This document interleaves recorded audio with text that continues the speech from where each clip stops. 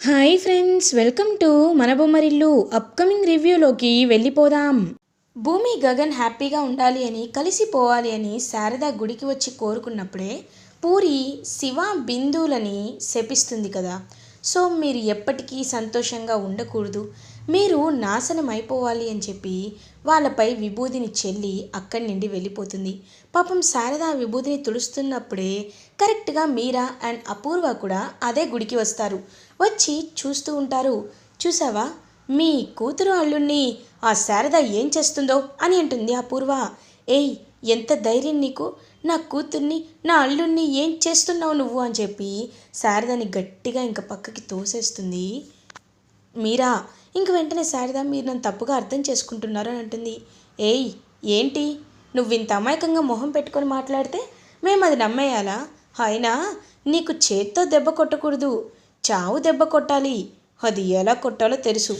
ఇప్పుడు నేను చెప్పింది నువ్వు చేయాలి, లేకపోతే మేము ఏం చేస్తామో మాకే తెలీదు అని అంటారు.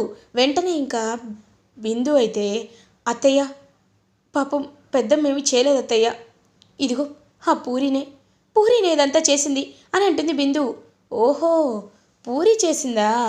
అవును, పూరికేదో సంబంధం తీసుకొచ్చారంట కదా, ఆ సంబంధం మరి సెట్ అవుతుందో లేదో కూడా తెలియదు. పూరి గురించి ఏదైనా మాటలు మాట్లాడితే అని అనేసరికి ఒక్కసారిగా ఇంకా అలా షాక్లో ఉండిపోతుందనమాట. వెంటనే శారదా, అపూర్వ వద్దు, నా కూతురు జీవితాన్ని మరొక్కసారి నాశనం చేయొద్దు, నీకు నమస్కారం పెడతాను అని అంటుంది శారద. సరే, నేను చెప్పినట్టు చేయి, అప్పుడు నేనేమి చేయను. ఇవాళ ఈవినింగ్ నువ్వు మా ఇంటికి రావాలి, వచ్చి శివాకి బిందుకి దగ్గరుండి రూమ్ని డెకరేట్ చేయాలి, అర్థమైందా అని అంటుంది. ఇంక వెంటనే అలా ఆలోచనలో పడుతుంది శారద. ఏంటి రావా? ఓ, గగన్ పంపించడా? శారద, ఏముంది చెప్పు, ఒక్క పూట కనిపించకుండా పోతే ఏం కాదులే అని ఇంకా అలా వెంటనే అక్కడి నుండి వెళ్ళిపోతుంది శారద. అయితే శారదకి చెప్పేసి అపూర్వ. పాపం శారద ఆలోచనలో పడుతుంది. ఏం చేయాలి ఇప్పుడు, నా కూతురు జీవితం నాశనం అవ్వకుండా ఉండాలి అంటే ఖచ్చితంగా ఇది చెప్పిందే నేను చేయాలి. మరి ఏం చేయాలి, ఈ అపూర్వ చెప్పిందే వినాలి అని ఇంకా ఖచ్చితంగా డిసైడ్ అయిపోతుందన్నమాట పాపం శారద. ఇది ఇలా ఉండగా గగన్ భూమి ఒక ప్లేస్లో మీట్ అవుతారు. గగన్ భూమితో, చూడు నేను నీతో మాట్లాడాలనుకుంది అని చెప్పేలోపు అక్కడికి నక్షత్ర వస్తుంది. వచ్చి ఇంకా అలా నక్షత్ర అయితే చూస్తూ ఉంటుందన్నమాట. అప్పుడే కరెక్ట్గా వెంటనే ఇంకా భూమి తన కొంగు చాటున గగన్ని దాచేస్తుంది. ఒక్కసారిగా గగన్ అయితే షాక్ అయిపోతాడు. హేయ్, ఏం చేస్తున్నావు, మెంటల్ అని అంటారు. అయ్యో బావా, ఒకసారి అటు చూడు ఏం జరుగుతుందో. అక్కడ ఆ నక్షత్రం ఉంది కదా, మన ఇద్దరిని వీడియో తీస్తుంది. ఒక్కసారి అది మా నాన్నకు చూపించిందంటే ఇంకా ఎప్పటికీ మా నాన్నని నేను కలవలేను. ఛీ, ఏంటి వీళ్ళేం చేస్తున్నారు అని ఇంకా అలా అసహించుకుంటూ ఉంటుందన్నమాట. చాలా ఆక్వర్డ్గా ఫీల్ అవుతూ ఉంటుంది. వెంటనే తనైతే ఇంకా అలా చూస్తూ ఉంటారు నక్షత్ర వైపు భూమి. ఇంక వెంటనే ఆ ముసుగు తీసేస్తాడనమాట గగన్. వెంటనే పక్కకి లాక్కొని వెళ్ళిపోతుంది భూమి. ఇదిగో ఈ సీక్రెట్ మైక్ తీసుకో, ఇది జీపీఎస్ ట్రాకర్, దీనిలో వాయిస్ కూడా రికార్డ్ అవుతుంది, కాబట్టి ఇది వాళ్ళ కార్కి ఫిక్స్ చేసావనుకో, వాళ్ళు ఏం చేస్తారో ఎవరికి తెలిసిపోతుంది, వాళ్ళని గమనిస్తూ ఉండాలి అని ఇంకా అలా తనకి జీపీఎస్ ట్రాకర్ని అయితే గగనిస్తాడు.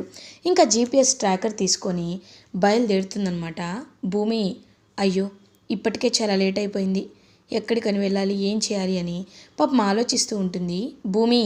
ఇది ఇలా ఉండగా నైట్ అవుతుంది. అపూర్వ శరత్చంద్రతో, ఇవాళ చాలా బాగుందంట బావా, అందుకే మేము ఈ శివాకి బిందుకి ఇద్దరికి ఇంకా డెకరేషన్ అయితే చేయాలనుకుంటున్నామని చెప్పి అంటారు. సరే అపూర్వ, అదేదో నీ చేతుల మీదుగానే చేయించు అని శరత్చంద్ర చెప్పి అక్కడి నుండి వెళ్ళిపోతారు. కరెక్ట్గా అదే టైంకి శారద ఇంకా అన్ని వస్తువులు తీసుకొని ఇంటికైతే వస్తుంది. ఎందుకంటే పూరి జీవితం నాశనం అవ్వకూడదని అండ్ ఇచ్చిన మాట తప్పకూడదు అని చెప్పి ఇంకా అలా ఇంటికి, శరత్చంద్ర వాళ్ళ ఇంటికి బయలుదేరి వస్తుంది శారద.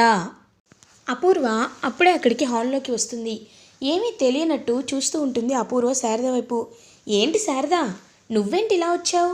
ఓ, ఇద్దరికి దగ్గరుండి రూమ్ డెకరేట్ చేయడానికి వచ్చావా? నువ్వు నార్మల్గా ఇలా వచ్చావు అంటే నేనైతే నమ్మలేకపోతున్నాను. ఒకసారి నీ బ్యాగ్ చెక్ చేయాల్సిందే అని చెప్పి ఇంకా అలా బ్యాగ్ని చెక్ చేయగానే అందులో ఒక ఏదో సంథింగ్ సిరప్ లాంటిది దొరుకుతుంది. అది చూస్తుందనమాట శారద బ్యాగ్లో ఉన్న సిరప్ని. అపూర్వ ఒక్కసారిగా అలా షాక్లో ఉండిపోతుంది. బావా ఇదేంటో తెలుసా? మనం ఈ శారదని నమ్మలేదు బావా, లేకపోతే ఎంత ఘోరం జరిగిపోయేదో. ఈ సిరప్ వేసుకుంటే వాళ్ళకి పిల్లలు పుట్టరు బావా. మన బిందు జీవితాంతం పిల్లలు లేకుండా ఉండిపోయేది. ఇదిగో దీనివల్లే, ఇదిగో ఈ శారద వల్ల ఇదంతా. ఎంత ధైర్యం ఈ శారదకి! హేయ్ పో బయటికి, పోవే అని చెప్పి మెడ పట్టుకొని శారదని బయటికి గెంటేస్తూ ఉంటుంది. అలా ఇంకా నిర్దాక్షిణ్యంగా అపూర్వ. అదే టైంకి భూమి అలా ఇంకా పరుగు పరుగున ఇంటికి బయలుదేరుతుంది. ఇంటికి వెళ్తూ అయ్యో ఏమైంది, అత్తయ్య కనిపించట్లేదని నాకు ఫోన్ చేసి చెప్పారు. అసలు అత్తయ్యకి ఏమైంది, ఎక్కడ ఉన్నారని చెప్పి ఇంకా అలా పరుగు పరుగున వస్తూ ఉంటే గగన్ కూడా ఇంటికి వెళ్ళేసరికి వాళ్ళ అమ్మ కనబడదు. ఏమైంది పూరి, అమ్మ ఎక్కడా అని అడుగుతారు. ఏమో నాకు తెలియదు అన్నయ్య, ఎక్కడికో వెళ్తున్నానని చెప్పింది, కానీ ఎక్కడికి వెళ్తుందో కూడా నాకు చెప్పలేదు. అయినా తనకి మనకంటే వాళ్ళే ఎక్కువైపోయారులే అని అంటుంది. ఎవరి గురించి మాట్లాడుతున్నావు అని అంటారు. ఇంకెవరు, ఆ భూమి ఉంది కదా, భూమినే ఎక్కువైపోయింది, అందుకే భూమి గురించే ఆలోచిస్తుంది అని అంటారు. సరే, అమ్మ ఫోన్ కూడా లిఫ్ట్ చేయటం లేదు, నేను నేను ఇప్పుడే వెళ్ళి వెతికొస్తానని చెప్పి ఇంకా అలా బయలుదేరుతాడనమాట గగన్. బయలుదేరి వెళ్ళి మొత్తం వెతుకుతున్నా సరే ఎక్కడ కనిపించదు. ఒకవేళ అపూర్వ ఏదైనా అని చెప్పి గగన్ శరత్చంద్ర వాళ్ళ ఇంటికైతే బయలుదేరుతాడు. కరెక్ట్గా అలా శారదని అపూర్వ గెంటేస్తూ ఉంటే భూమి పట్టుకుంటుంది. ఒక్కసారిగా ఇంకా శారద అలా షాక్లో చూస్తూ ఉండిపోతుంది. ఏం చేస్తున్నావు పిన్ని అని అడుగుతుంది అపూర్వని. నువ్వు ఒక్కదానివే తక్కువ, రా నీ గురించే ఎదురు చూస్తున్నాను. అయినా నాకు ఒకటి అర్థం కావటం లేదు, ఈ శారద మన ఇంటికి రావడం ఏంటి, కరెక్ట్గా తను పడిపోతుంటే నువ్వు పట్టుకోవడం ఏంటి, అయినా నువ్వు ఎక్కడికి వెళ్ళిపోయావు, ఇంతసేపు ఈ ఏ రాజకార్యాలు వెలగబెట్టి వస్తున్నావు, చెప్పు చెప్పు అని అడుగుతుంది భూమిని అపూర్వ. ఇంకా భూమి ఏమీ మాట్లాడకుండా సైలెంట్గా ఉంటుంది. అదంతా కాదు, ఇప్పుడు ఆ పిన్నిని శారద అత్తయ్యని ఎందుకు ఎందుకు మీరు పంపిస్తున్నారు అని అడుగుతారు. ఎందుకా, ఈవిడ ఏం చేసిందో తెలుసా? ఈవిడికి ఇంటికిలో అడుగు పెట్టే అర్హత కూడా లేదు, కానీ ఈవిడ మాత్రం విషాన్ని తీసుకొచ్చింది. ఈ విషయం ఒకవేళ బిందు తీసుకునుంటే ఎంత ఘోరం జరిగిపోయేదో తెలుసా? తెలీదు, నువ్వెప్పటికీ తెలుసుకోలేవు కూడా. అయినా నీతో మాటలేంటి, నువ్వు ఎప్పటికీ వాళ్ళ తరపే కదా ఉంటావు. ఏయ్ శారదా, ఇంకొకసారి ఈ ఇంట్లో అడుగు పెట్టావంటే నేనేం చేస్తానో నాకే తెలీదో అని ఇంకా గట్టిగా చెప్పేసరికి అప్పుడే అక్కడికి గగన్ వస్తాడు. ఇంకా గగన్ వైపు చూస్తూ ఉంటుందన్నమాట భూమి. బావా అని అనేలోపు షటప్, జస్ట్ షటప్, నాకు తెలుసు నువ్వు కావాలనే మా అమ్మని ఇక్కడికి పిలిపించి ఇంకా ఇంకా ఇంకా మా అమ్మని కావాలనే అవమానించాలని చూస్తున్నావా? సరిపోదా? అవమానం సరిపోదా? ఎన్నిసార్లు అవమానించాలి? పెళ్ళిలో అవమానించారు, వస్తున్నప్పుడు అవమానించారు, ఎన్నిసార్లు అవమానించారు, అయినా తట్టుకొని నిలబడుతున్నాం. ఇప్పుడు కూడా మా అమ్మని పిలిపించి మరీ అవమానిస్తున్నా చూడు భూమి. నీకు చెప్తున్నాను, అమ్మని ఇంకొకసారి ఇన్వాల్వ్ చేశావో నేనేం చేస్తానో నాకే తెలీదు. అమ్మా నువ్వు కూడా ఏంటమ్మా, ఈ భూమి ఏది చెప్తుంది వినేస్తావా? ఏం చెప్తే అది నమ్మేస్తావా?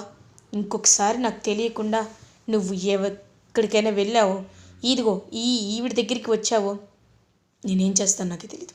పదమ్మా వెళ్దాం రా అని చెప్పి ఇంకా వెంటనే అలా బయలుదేరుతారనమాట గగన్ శారద చేపట్టుకొని.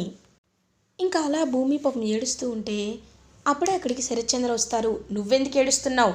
అయినా ఇలాంటి వాడిని పట్టుకొని వేలాడడానికి నీకుండాలి, పో ఇంకా అని చెప్పి లోపలికి పంపించేస్తారు.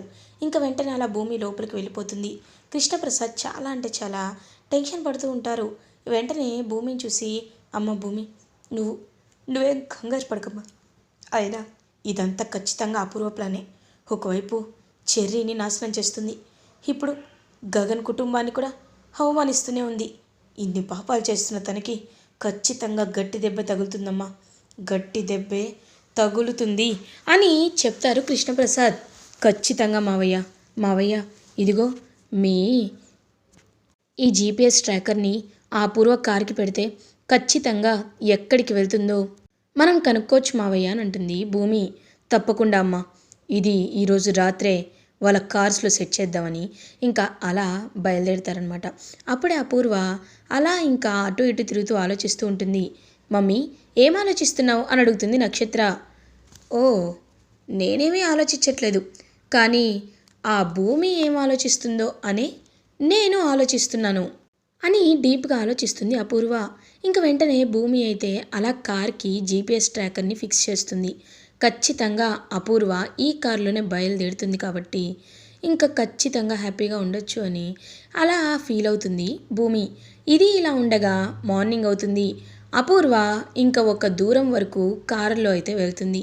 వెంటనే భూమి కృష్ణప్రసాద్ ఇద్దరు కలిసి ఫాలో అవుతూ ఉంటారు ఒక బైక్పై అపూర్వని.